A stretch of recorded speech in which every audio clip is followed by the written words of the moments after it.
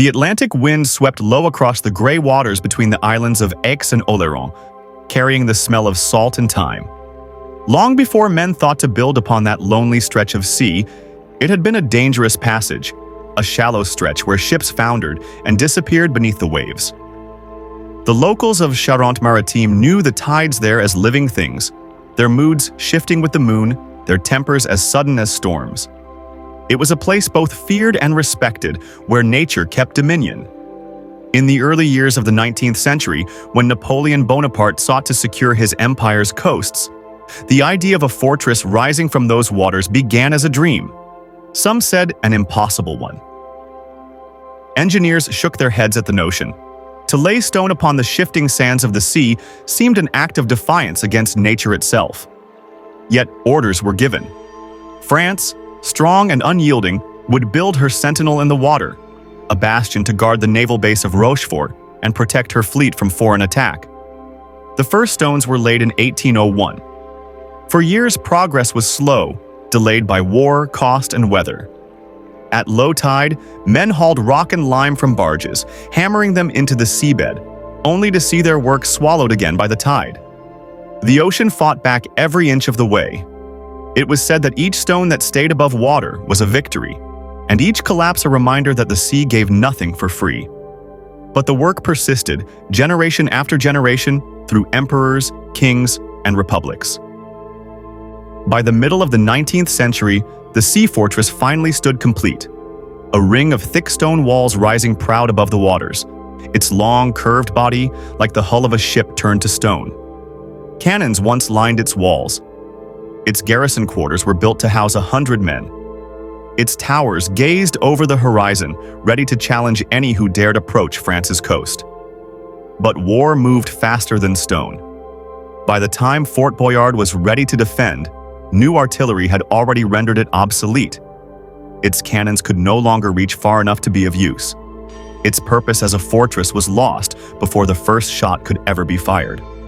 For years, the great structure stood empty, an expensive monument to ambition and futility. The sea crept through its cracks, gulls nested in its gun ports, and fishermen passing by at dawn would say it moaned with the wind at night. It became a curiosity on the horizon, a reminder that even the grandest of human plans could be made irrelevant by time. But the government would not allow such a massive work to lie wasted. In 1870, as political unrest stirred and France once again faced war and rebellion, officials decided to repurpose the structure. The fort, they decreed, would serve a new role, not to keep enemies out, but to keep prisoners in. It was a strange irony. The fortress that had failed to stop invasion would now stop escape. The first group of prisoners arrived under gray skies. The sea was rough, and the transport vessel rocked heavily as it approached the jetty built alongside the fort's main wall. A dozen guards stood ready in dark navy uniforms, rifles slung across their backs. The air carried the metallic scent of salt and rust, and the low boom of waves echoed through the hollow belly of the fort. Lieutenant Jules Girard, a man in his 30s with the posture of someone shaped by rules, oversaw the operation. He was not cruel, but he was hard, the sort of officer who believed in order as both shield and weapon. As he stood at the landing, his gloved hand rested on the pommel of his sword, his eyes narrowing at the approaching vessel. This was to be his command: 30 prisoners, a handful of guards, and a fortress of stone and silence. When the prisoners were brought ashore, their chains clinked against the gangway like distant bells. They were not common criminals, not all at least. Some were deserters from the Navy, others petty thieves. A few men convicted of sedition during the unrest that had followed Napoleon III's fall. Their faces were gaunt from travel, their eyes wary. None had yet seen their new home, and when they did, many stopped in quiet disbelief. The fort loomed above them like something from a dream. Walls 20 meters high, curving like the ribcage of a sleeping beast. The entrance, a dark archway cut into the stone, seemed to swallow the light. Inside, the air was damp and cold, carrying the constant murmur of the sea, slapping against the foundations below. They were led through narrow corridors that twisted like tunnels, up staircases where water dripped from the ceiling and into the central courtyard, a small square of open sky surrounded by towering walls. It was here that they first understood the truth. There was no land to run to. Beyond those walls lay nothing but sea and current, as merciless as any iron gate. That night, as the guards locked the cell doors for the first time, Lieutenant Girard wrote his first entry in the prison log. "Fort Boyard," he wrote, "recommissioned this day as a place of detention for 30 convicts under military authority. Supplies sufficient for 2 weeks. Tide conditions difficult. Prisoners restless but manageable." He paused before closing the book. The sound of the waves seemed louder here, as if the sea were whispering through the very stone. He wondered how long a man could endure isolation when surrounded by nothing but water and wind. In the cells below, the prisoners lay awake. Some whispered prayers. Others simply listened to the sea, trying to guess its rhythm. Among them was François Delmar, a fisherman turned smuggler who had once known these waters well. He stared through the narrow slit of his cell window, barely wide enough to show a slice of moonlight, and thought of the coastline somewhere beyond the horizon. His hands, once skilled with nets, now trembled against the cold iron bars. The sea had been his freedom once. Now it was his wall. Daylight came slowly, filtered through mist. The routine of the prison began, measured, precise, indifferent. The guards woke the men at dawn. They ate thin broth and bread that smelled faintly of salt, then were marched to work duty. Their task was to repair the aging structure, clearing moss from the walls, carrying buckets of seawater to mix with lime, patching cracks that seemed to grow as fast as they could fill them. The fortress itself was decaying, and the prisoners were to become both its caretakers and its captives. At high tide, the fort was entirely surrounded by deep water. Supply boats came only twice a week, depending on the weather. When storms rolled in, as they often did, the fort became an island adrift in chaos, cut off for days. The guards watched the waves break over the outer walls, praying the foundations would hold. Inside, the prisoners huddled in their cells, listening to the storm roar through the corridors like an angry god. It was during one such storm that François first began to speak with Marcel, another inmate, a wiry, sharp-eyed man convicted for theft in Bordeaux. The two shared a cell, and in the howling dark of that night, their whispered words carried a strange comfort. "Do you ever think," Marcel murmured, "that this place was never meant for men at all?" François looked up from the shadows. "You mean the fort?" "I mean this," Marcel said, gesturing to the walls, the iron, the endless noise of the sea. "We were made for the land, for walking, for feeling the earth, not for living in a stone shell surrounded by water." François said nothing, but the words settled deep in his chest. He had lived by the sea his whole life, but now, caged within it, he understood how it could drive a man mad. Days passed, blending into one another. The sea became both clock and judge. When the tide was low, work was done. When it was high, they retreated inside. The guards grew quiet and pale, the prisoners restless.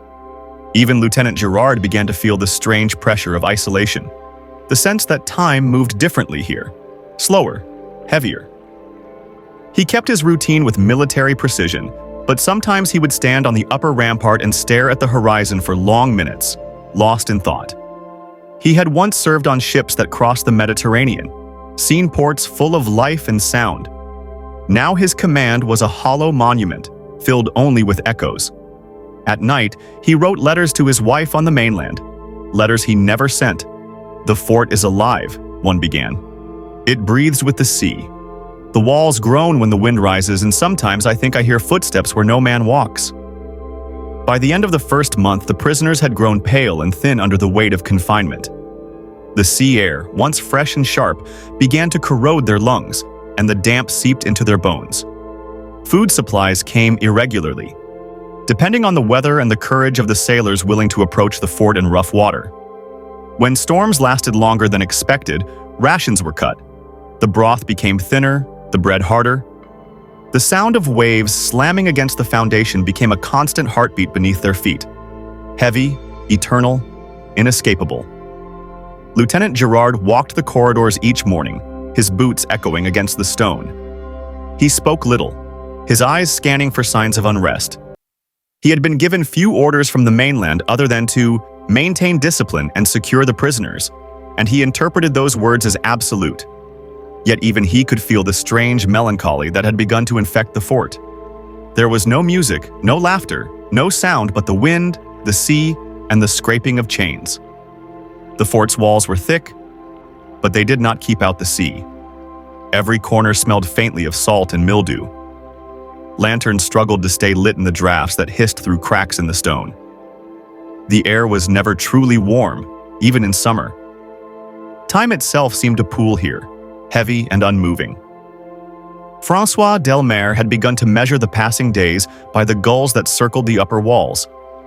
Each morning, they arrived with the tide, crying sharply as they searched for scraps, and each evening they vanished into the horizon. He envied them, their wings, their distance, their freedom. He sometimes thought of throwing himself into the water just to feel the sea as he once did, to be carried by the current rather than trapped above it. Marcel, his cellmate, had other thoughts. He spent hours whispering plans under his breath, studying the patterns of the guards' movements, the times the gates were bolted, the moments when the watch changed. Every prison has a weakness, he told François one evening. Even this one. François gave a quiet, joyless laugh.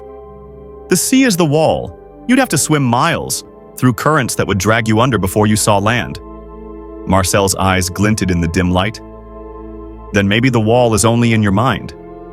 But when François looked through the slit of the window, all he saw was a black horizon, stretching forever. The months wore on. Winter brought colder winds and longer nights. The sea froze in places near the surface, thin sheets of ice cracking like glass when the tide moved. The guards huddled near their small stoves, and the prisoners wrapped themselves in thin blankets that offered little comfort. The fort seemed to groan with the weight of the cold, its stones expanding and contracting, sighing in deep, mournful tones. Sometimes during the quietest hours of night, strange sounds echoed through the corridors. Footsteps where no one walked, doors creaking though locked. The prisoners whispered that the fort was haunted by the men who had died building it, buried beneath its foundations. The guards laughed, but even they avoided walking alone after dark. Lieutenant Gerard, once proud and composed, began to show signs of strain. His beard grew thick, his letters fewer. He had received no visitors, no replacement orders. The mainland felt like a memory, and his men had started to question whether anyone still remembered them at all. On the first day of the new year, a supply ship failed to arrive. Storms had raged for 3 days straight, making the sea impossible to cross. By the fourth day, food was running low. The prisoners murmured of hunger, and the guards, equally desperate, began rationing their own meals. Gerard ordered strict silence during meal hours to prevent unrest. It was on that same week that the first illness struck.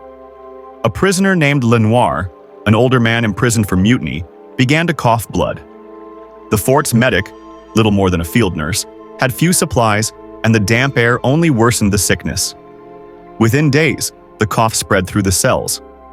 The sound of it echoed in every corridor, a ragged rhythm of suffering. François helped the medic as best he could, carrying buckets of water from the cistern, cleaning the stone floor.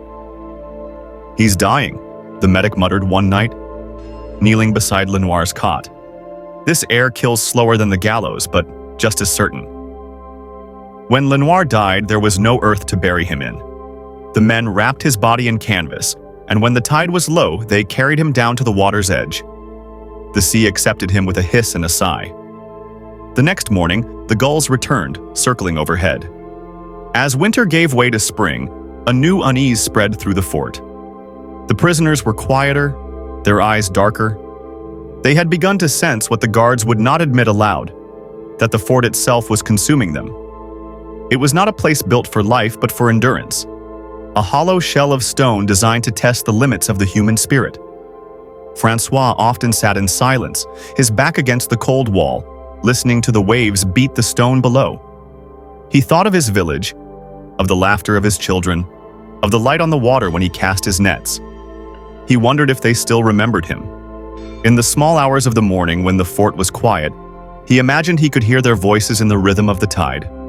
Soft, distant, like an old song carried by wind. Marcel, however, refused to yield to despair.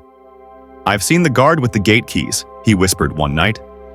"He leaves them near the east wall during the change of watch. We could take them, open the small hatch, and slip out when the tide is low." Francois shook his head. "And then? Swim? The current would take us before we reach the island." "Maybe," Marcel said. "Or maybe it would take us to freedom." That night, Francois dreamed of the sea swallowing the fort whole, of the walls crumbling, of the water rushing in and carrying them all away, prisoners, guards, and ghosts alike. He woke sweating, the air thick and wet around him. On the 10th night of spring, Marcel acted. The tide was low, the moon bright. He slipped from his bunk and crept to the door, listening for footsteps. The guard's boots echoed distantly above. From beneath his bed, he pulled a thin piece of wire, scavenged from a broken lantern, and bent it carefully into a makeshift pick. The lock clicked faintly, and the door eased open. Francois sat up, eyes wide. "You'll drown," he hissed. "Then at least it'll be the sea that takes me," Marcel whispered, and slipped into the corridor. Francois waited in the darkness, every second an eternity, the silence pressed against his ears. Somewhere above, a door creaked. Then, a shout. Another. The clatter of boots. The alarm bell rang. When Francois was dragged from his cell the next morning, Marcel was gone.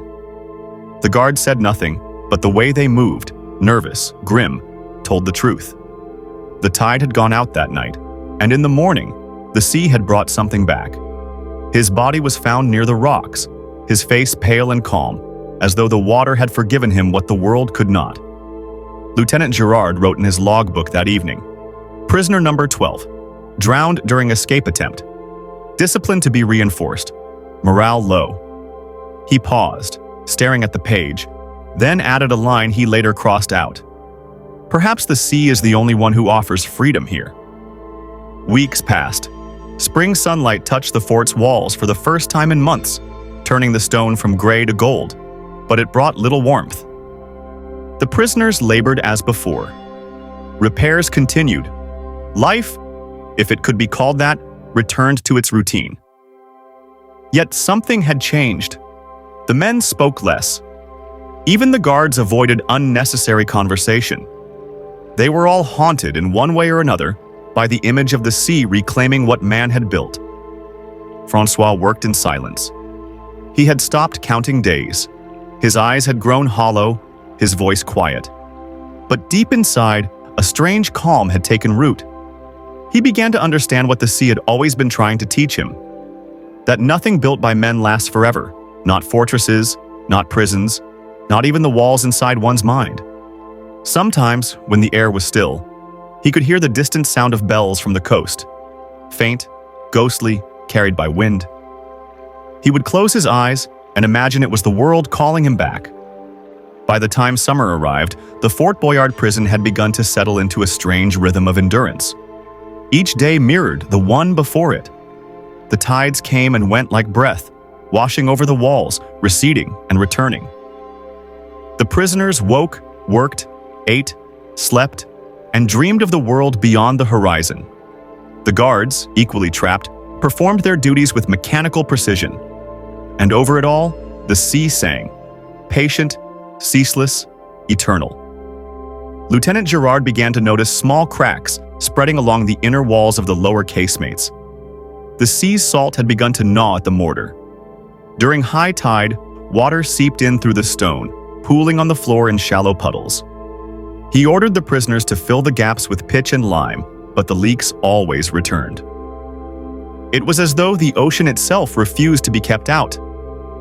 Every evening, Girard climbed the narrow staircase to the top of the ramparts. From there, he could see the islands of Aix and Oléron, green and distant in the haze. Between them lay the narrow strait, calm under the sunset. He often thought of it as a cruel trick, freedom visible, but unreachable. The guards had begun to change too. Their faces grew thinner, their tempers shorter. They were not immune to isolation's slow poison. Some drank more of the rum shipped with supplies. Others grew superstitious.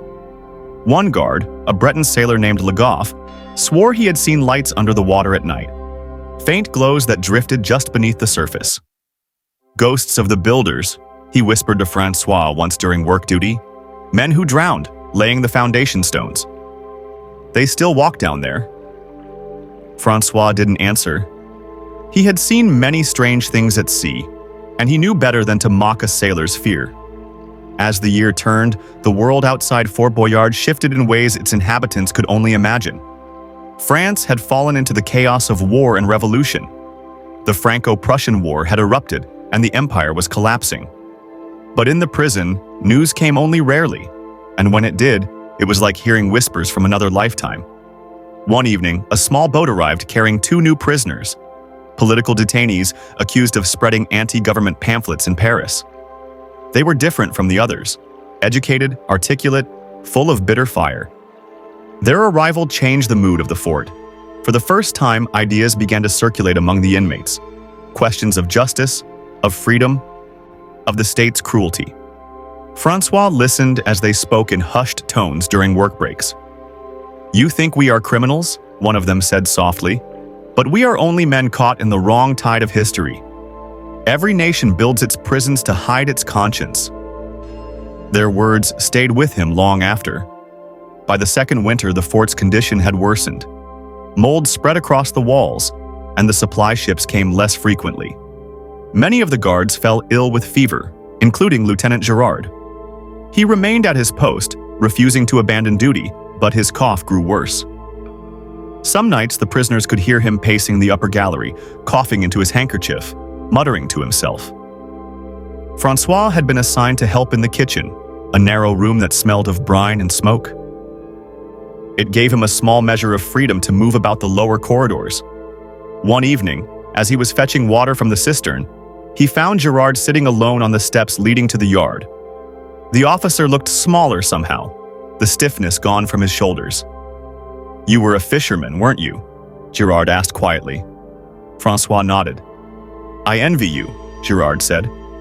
"You understood the sea before it became your prison. I thought I could command it, and now I realize I've only ever been its servant." Francois hesitated, unsure whether to speak. "The sea doesn't serve anyone," he said finally. "It only remembers." Girard smiled faintly at that. "Then may it forget me soon." The next morning, he did not appear for inspection.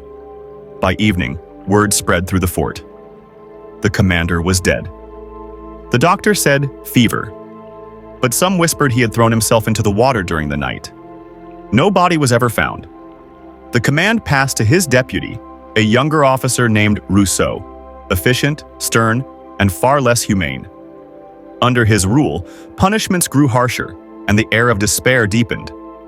Francois watched as hope drained from the men around him. Years blurred. The fort endured.